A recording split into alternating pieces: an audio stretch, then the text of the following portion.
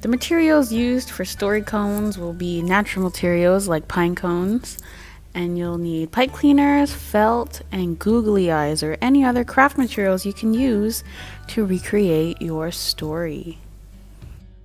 And the first thing we'll need for story cones is our cones. So I've gone outside and I've collected some pine cones to bring inside so that we can begin creating our characters.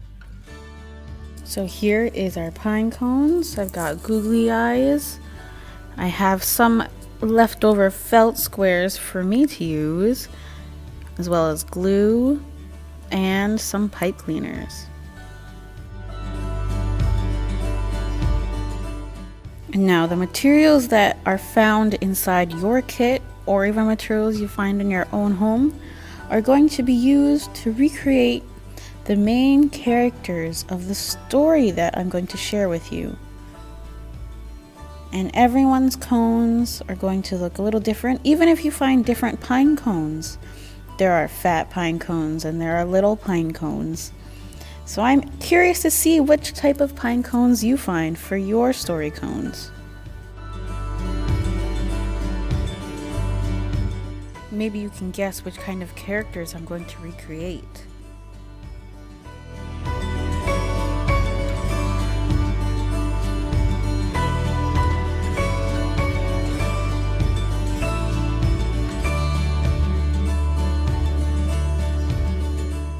And once I share my story with you all, you will be able to recreate and retell this story on your own with your very own story cones.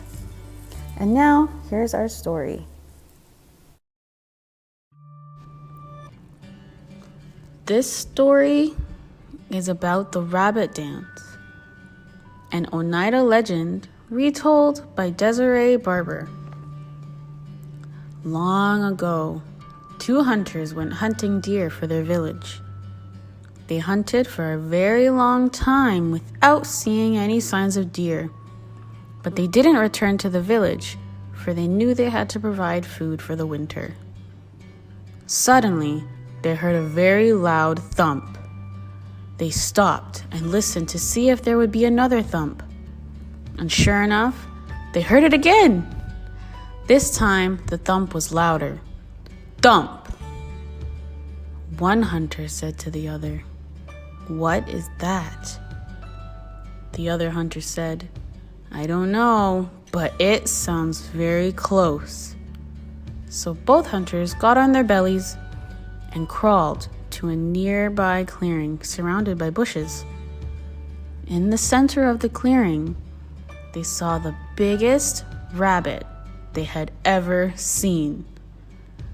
The first hunter started to aim his bow and arrow at the huge rabbit, but the second hunter stopped him and said, "Let's wait to see what he's going to do."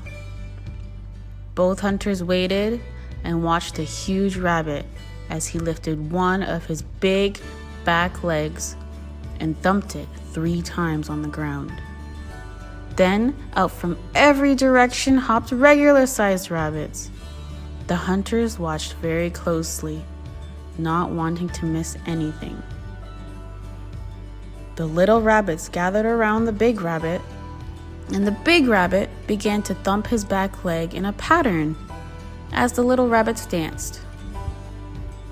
The hunters watched in awe as the rabbits danced. Then the big rabbit thumped his leg in the directions in which the hunters lay. The huge rabbit looked in that direction and leaped into the sky. Then all the rabbits quickly hopped away. The hunters still watched in awe. They realized they had to go back to the village and tell the people what they had seen and heard. They ran all the way to the village and asked if they could speak to the elders. After they told their story, one of the elders said, "Show us how the beat and the dance went."